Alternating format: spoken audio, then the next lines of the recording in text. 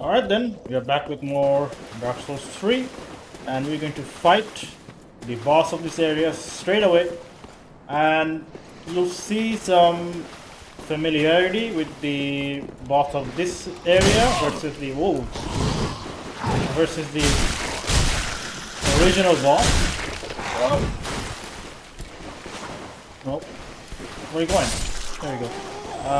He'll be more powerful than the original version, and the reason why that is, I don't really know why, but you know, every enemy of this area is quite powerful, so I'm guessing like as the ages has passed, he became all the more powerful. Maybe like because the whole world of this timeline has gone to the dark, gone to the abyss, so maybe he was somehow influenced by the dark or something. Can't say for sure. You? What the fuck? Where are you fucking coming from?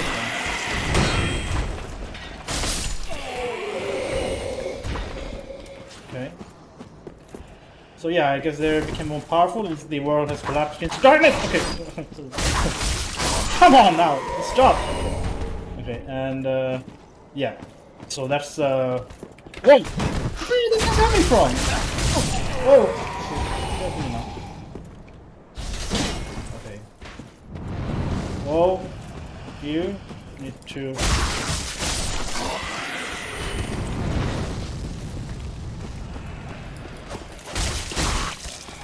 No! Oh, look at this. They're like jumping around and shit. God damn it! Fuck you!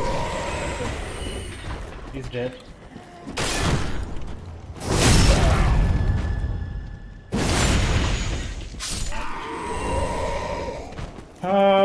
Took a little bit of health damage.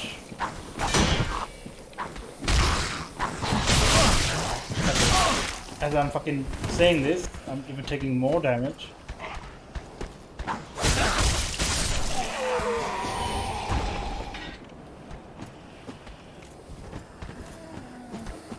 Kick.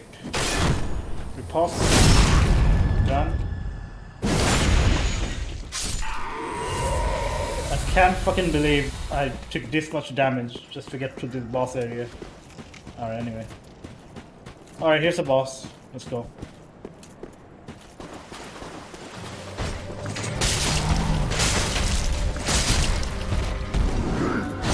He is the more powered up version of the original. Whoa!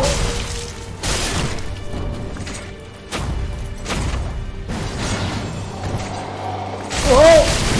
Okay. Of the original Gundyr. Oh! Heal. Oh, shit.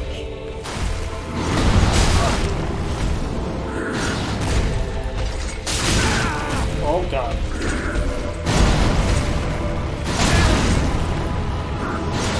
Heal. No! Ooh, that's close.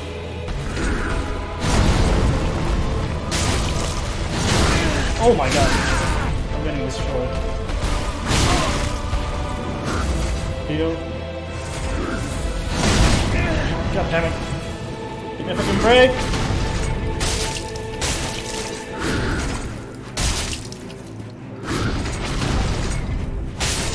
Okay, he's dead. Yeah, I took more damage than I needed to. Wanted to, actually. Well, I couldn't afford to take that much damage. I have like so much Estus Flask and... Oh no, I got the Black Knight Glaive! Oh no! Okay, I think I need to respec. This was like my favorite weapon in Dark Souls 1. The Black Knight Halberd, you know? So it's...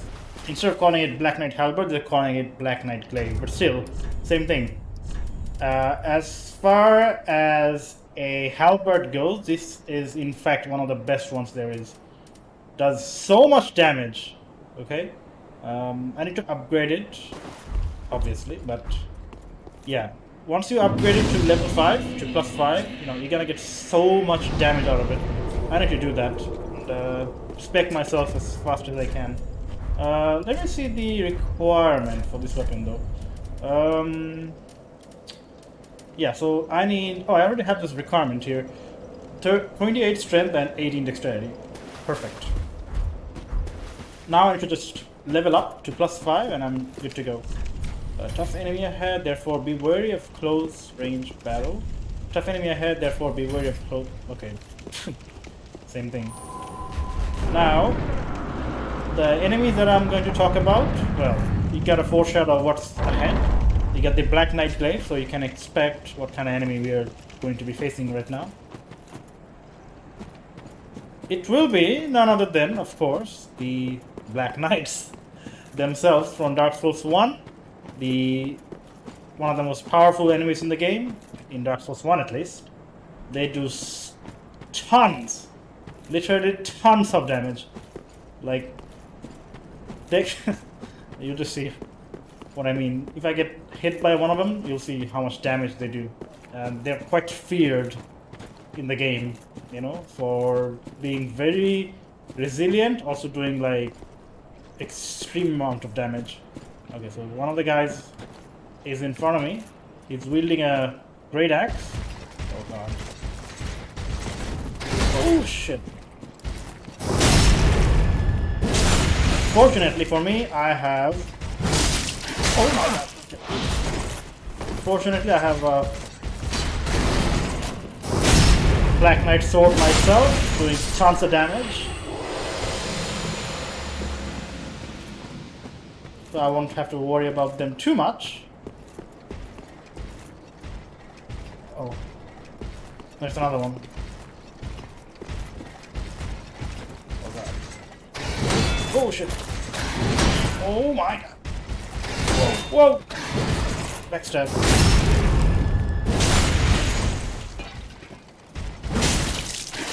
Ooh. Oh shit. Nope. Dead. I wish they dropped their weapon though. I can farm them here, you know, for souls. This would be a good spot to farm them, really.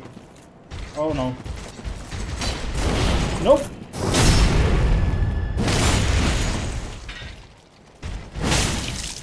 Oh, okay. Oh my god. Nope. Oh, okay. That did a lot of damage. Shit. We got the Hornet Ring. Nice. So that's gonna be the Backstab Ring, I think. It's gonna do more damage if I manage to do a backstab. Boosts critical attacks. The ring associated with the Lord's Blade Kieran, one of the 4 Knights of Gwyn, the First Lord, boosts critical attacks. The masked Kieran, or the Kieran, was the only woman to serve in Gwyn's Fortnight, and her curved sword granted a swift death to any and all enemies to the throne. So again, once I do some like parrying to any enemies with this build lights, it would like cause an extra animation which will do even more damage to backstabbing or riposte, if I manage to pull it off, that is. But I kinda suck at parrying in Dark Souls 3. I need to practice it, really. If I do manage to, like, at some point perfect... I mean, I used to be able to parry in Dark Souls 3 quite well, but, you know, since I'm out of practice, I haven't really played the game in quite a long time. I don't want to, like, just fumble on record and just, you know, die over and over again trying to parry in the game. Maybe I'll do it off the record. Practice the game. Practice the parrying, I mean. I see something! Oh god, no! That's good.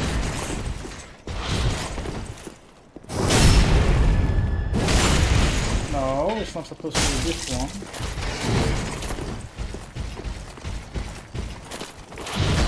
Yep. I'll probably do it off the record, practice the parrying, and then come back and show you guys my pro parrying skill, right? We'll see. Okay, so I think this area is pretty much cleared up. Chaos Blade. Oh, that looks pretty good. It's a dex weapon. Where is it? There we go. A cursed sword of unknown origin bearing uncanny streaks on its blade. Attack also damage its wielder. Oh, okay. The sword is not unlike a thing mishappen, granted life, but never welcome in this world. In the other words, chaos itself. Okay. Okay. So it's gonna do hold. So assume a holding stance to rapidly execute a lunging slash with normal attack or a deflecting parry with a strong attack. So it's gonna do, I guess, normal attack plus chaos attack or something, maybe, not sure. But also it's gonna inflict damage to myself, so I don't think that's a good idea to use this. Okay. Soul of a Crestfallen Knight. So again, you can see all of these areas here are full of high-level enemies, and the area itself is filled with darkness because someone failed to carry on the mission of kindling the first flame, you know, and this is the result. Like, you know, there's supposed to be the Lothric Castle in front of me right there, but it's all like gone. I mean, I think it's there, but you can't see it because the whole area is covered in total darkness. It's like black to the, like a charred black all the way around you. So it's assumed that all the life has ceased to exist. Whatever remains are consumed by the dark. Sadness ahead. Again, you can see the thrones here. All abandoned. I guess no one really came back to, you know, do their part. Coiled sword fragment. Time for what? May the flame guide thee. Okay. And the coiled sword fragment, we can use that to like fast travel to the bonfire unlimited amount of time. So let me check the description here. This one. Return to the last bonfire rested or to the shrine. Fragment of the coiled sword of a bonfire which served its purpose long ago. Returns caster to last bonfire used for resting or to a bonfire in Firelink Shrine, can be used repeatedly. Bonfires are linked to one another irreversibly, retaining their affinity long after their purpose is exhausted. So again, it's assumed that someone like plunged the sword to create the bonfire, the first flame. Not the first flame, like the bonfire in the Firelink Shrine. But you know, it's like a fragment, so it's broken. So it's like never been used for a very long time.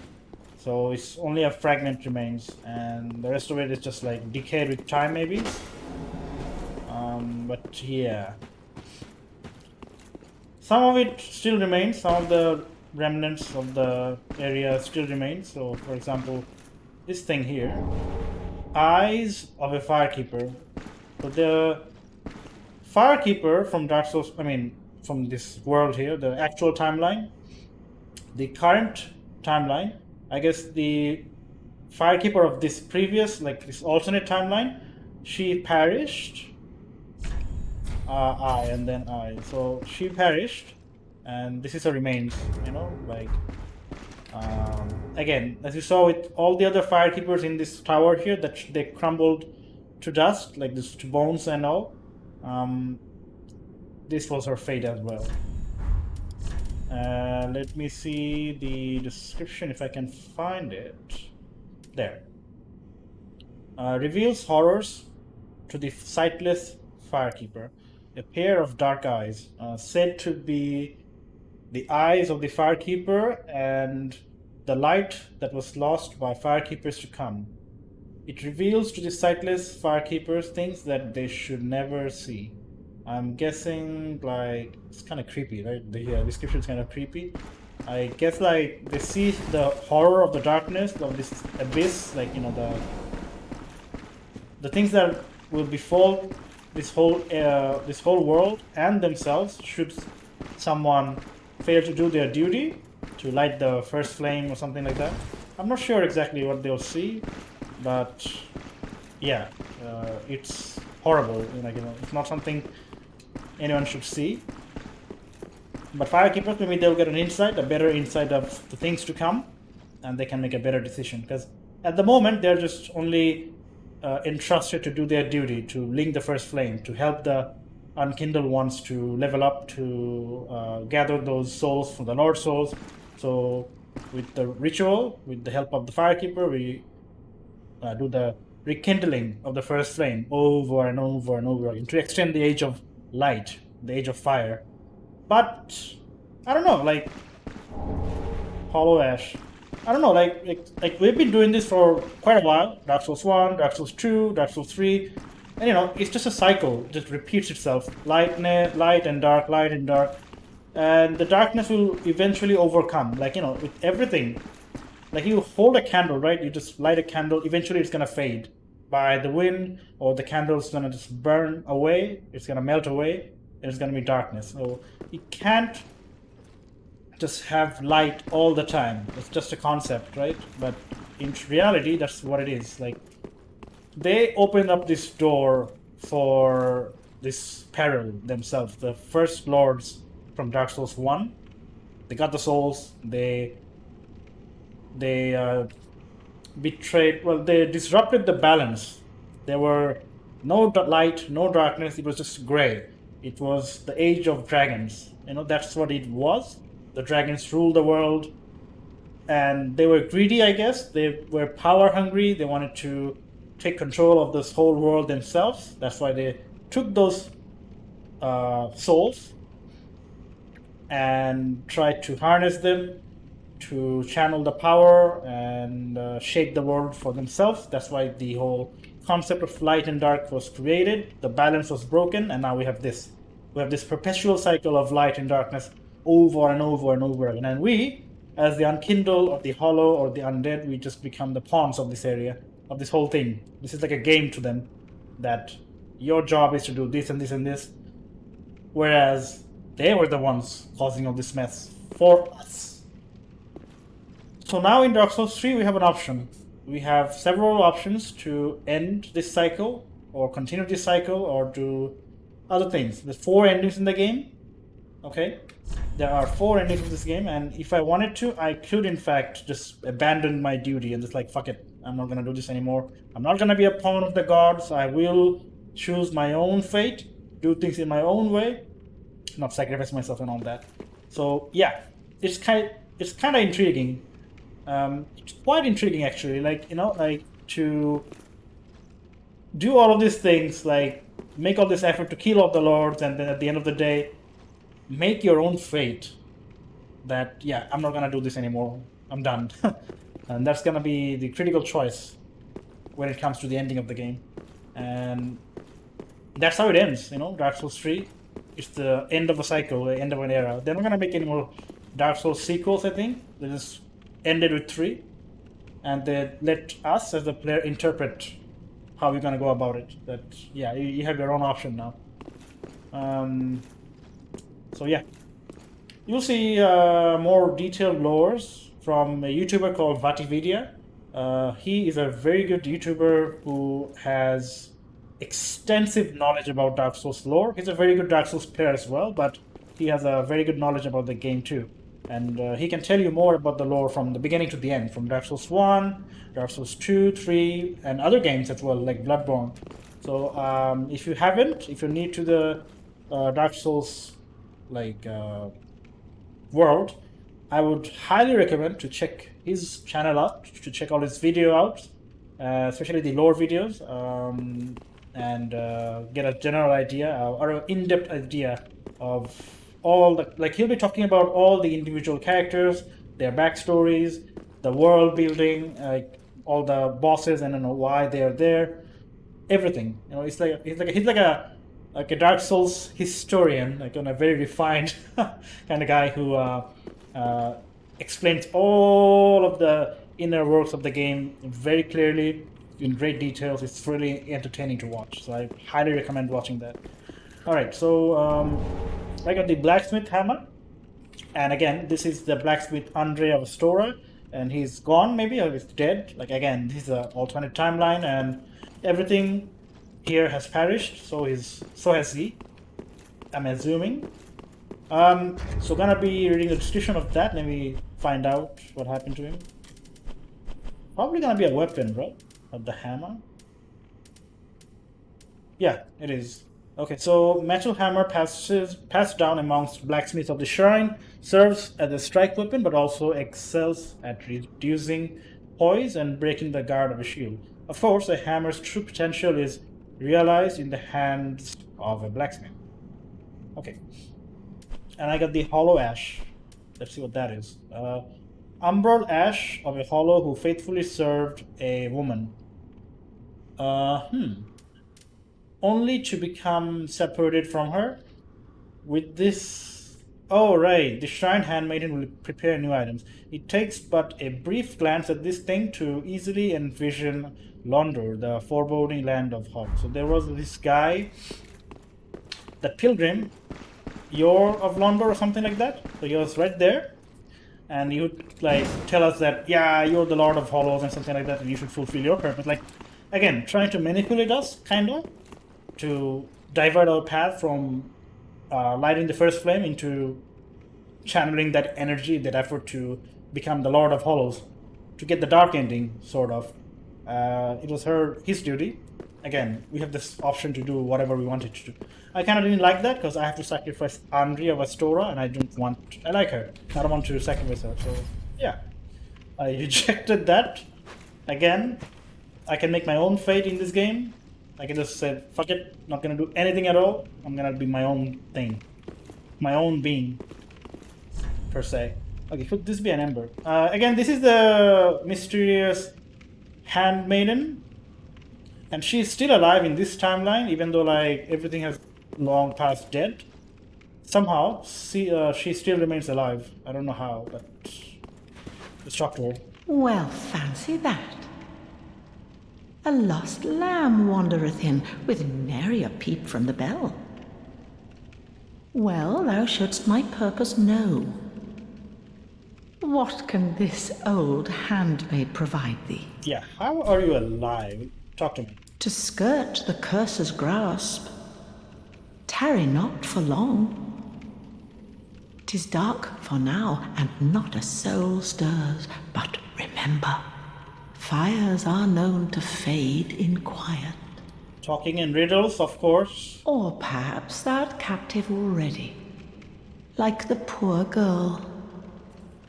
The poor girl, she means that the firekeeper, she's captive, like she's captive in her duty, she can't escape until she's dead.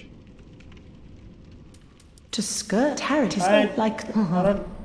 Talking in riddles, I'm not sure like what it means, but I guess she's warning me that if I don't want to be cursed of this place, consumed by the dark, I shouldn't linger here for too long, or I will be affected by it and become a prisoner of this area, I guess. So he is selling the wolf armor set and the priestess ring. I don't need any of this actually. A ring engraved with a portrait of the high priestess increases faith. In Lothric, the high priestess has long been considered one of the three pillars of the king's rule. The high priestess also served as the princess's wet nurse. Fascinating. I guess I'll buy one because I have the money for it. Best not tarry long. Yeah, see? Alright, I'm done. Let's see if there's anything else I can loot in this area. I don't think I missed anything. That's about it. Nothing behind this. Holy Knight. Lothric plus... okay, yeah. After this line. Something here? No, yes. Oh, right. It's this thing. Oh, what's this? Never mind. Same thing. Let's go up. Let's see if I find anything here. I don't think I will. It's all empty. Wait.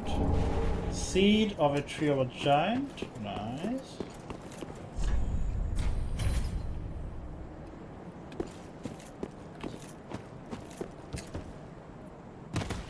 Okay, never mind. Okay, so this one is closed off. I can't get there. What I can do is to probably jump off this ledge. Oh, almost.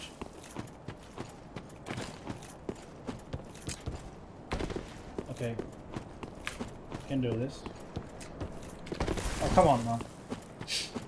There's a trick. Yeah, the angle is wrong. I have to get the angle right. There we go. Okay, so let there be not here. Lol. It's okay.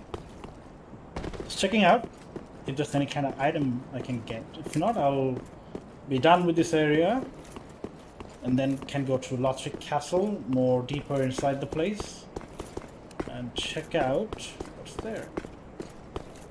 Anything behind this thing? No, it's empty. Looks all empty here. Unfortunate. Visions are pointless? Indeed it is. I don't want to drop down here. Else I'll be back to where I started. Okay. Let's try this out.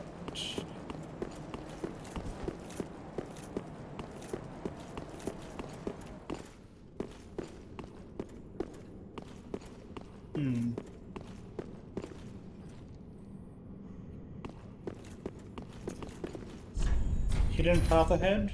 Yeah, indeed.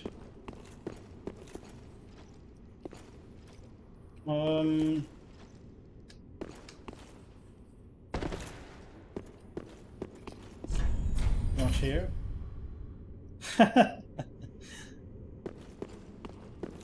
So the funny thing is that, you know, in the real timeline, I would go here and drop down to get my ring, the ring that I'm using, however, the silver serpent ring. But in the this alternate timeline, you can see that it's already been opened. So somehow it's implying that I don't know if it's a game mechanic that they want you to like get this item twice, but maybe like it's also implying that I was already in this other timeline before or something like that. So the item's already gone. Maybe I was in the past, I visited this place in the past or in the future, can't say for sure, but you know, the timeline, the time and the whole concept of space-time continuum is convoluted in Dark Souls 3. So can't say for sure if it was in the past or present. I'm not even sure this one is in the past or present or future. And not present obviously, but yeah, it could be present as well, like alternate present timeline. Who knows? But anyway, enough with me rambling. I'm done with this place. I can go back to actual Firelink Shrine, to the present timeline. Well, my current timeline. And level up some more. These eyes I will probably give to the Firekeeper. Welcome home, I should speak. Or maybe I will hold it off and see what happens if it don't. Very well, then taken. Maybe I will Wikipedia. I'll check the Wikipedia. Farewell, Ashmaiden. Give me a second, let me check. I'm curious. What if I don't give it? Okay, so I think I'm gonna go ahead and give her the eyes, because the giving of the eyes will trigger the end of the blinking of the fire ending. So I want to end this whole cycle, you know, create our own fate. I don't want to be part of this thing anymore. I kind of want to free her from this cycle as well. Maybe this will free her too from this vicious light and dark, and you know that she's also imprisoned here, you know. Welcome home, I should speak. Okay, so give her the Firekeeper eye. Indeed. Ashen One, are these eyes? How gracious of thee, Ashen One. The very things we firekeepers have been missing. Okay. Ashen One, my thanks for the eyes thou'st given. But firekeepers are not meant to have eyes. It is forbidden. These will reveal through a sliver of light frightful images of betrayal. A world without fire. Ashen One, is this truly thy wish? Yeah, I had it with having the world be consumed by darkness and then light up by the fire again, sacrificing myself, and this whole cycle needs to end. I don't know, I don't know what the implication is. I don't know if it's a good or bad thing, but I don't really care anymore. I'm done. Of course. I serve thee and will do as thou bidst. This will be our private affair. No one else may know of this. Stay thy path. Find lords to link the fire, and I will blindly tend to the flame. Okay. Until the day of thy grand betrayal. Indeed. Ashen One, forgive me if this soundeth strange. The eyes show a world without fire. A vast stretch of darkness. But 'tis different to what is seen when stripped of vision. Oh? In the far distance, I sense the presence of tiny flames, like precious embers, left to us by past lords, linkers of the fire. Could this be what draws me to this strangely enticing darkness? Interesting. Ashen One, if thine heart should bend, kill me, and strip these eyes from my person.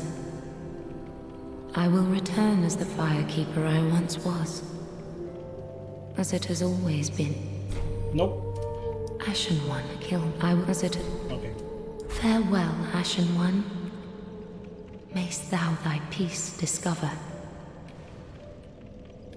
Oh. She bowed to me, I guess. Okay.